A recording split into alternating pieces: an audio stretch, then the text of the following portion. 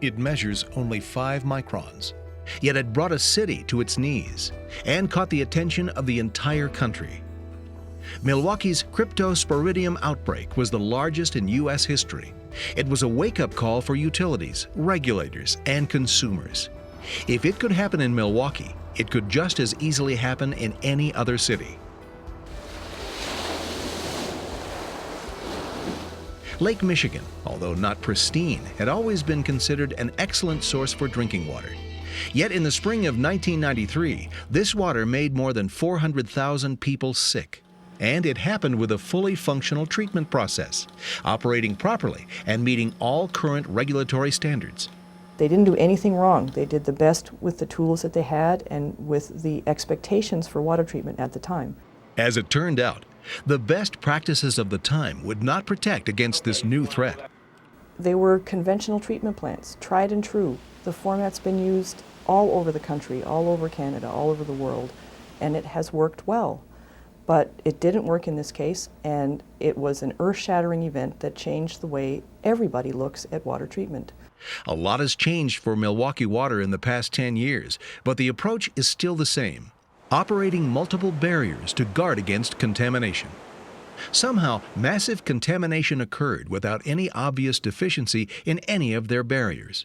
The barriers were in place, but they weren't optimized to the way that we would consider them to be optimized today. So Milwaukee set out to relearn all about their system and water treatment.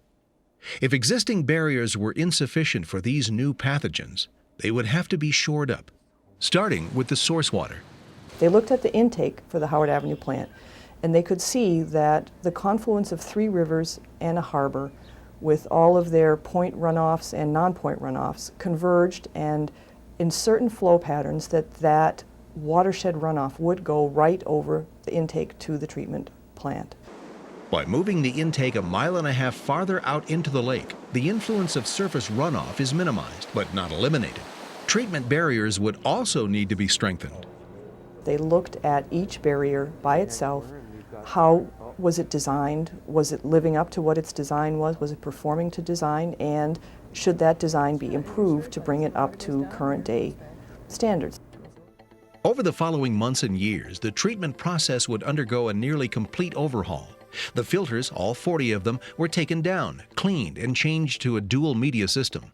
Online turbidimeters and particle count instruments were added to each filter to track performance. New, more precise chemical feed systems were added, providing more consistent and more effective dosing.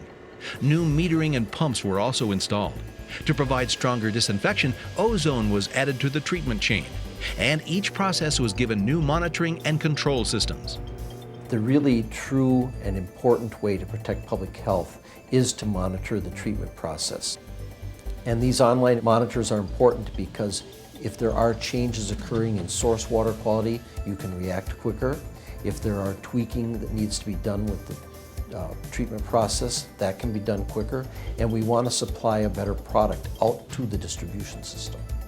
Online monitoring gives operators a real-time view of the entire treatment plant and water quality parameters throughout the process, allowing for more optimized treatment and better control, which makes it easier to run the plant under tighter guidelines and lower thresholds.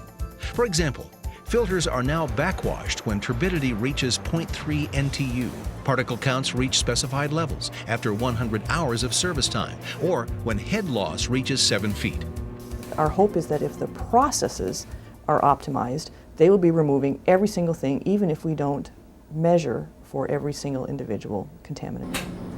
Operators are trained extensively and are more responsive, ready to adapt to changing water quality, tighter regulations, and new research. And there certainly has been an incredible amount of research in water quality and drinking water treatment and effectiveness of it.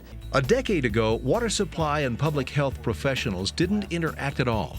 But after the outbreak, emergency response meetings grew into a regular habit. Today, the meetings provide a chance to develop early warning and advanced planning in a non-emergency setting. And it's been enormously valuable. The health people now understand about ozone and disinfection and filtration and particle counting. And we now understand about disease surveillance. We understand different risk factors for various diseases that can be waterborne, and it's brought us closer together. It's given the community more than just either of us separately would have.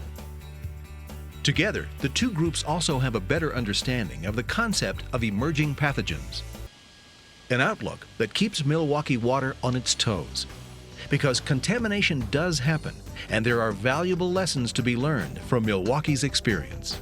It does seem to me that there still are wake-up calls. There are still communities having waterborne disease outbreaks for reasons that shouldn't have happened, that they should have learned from us.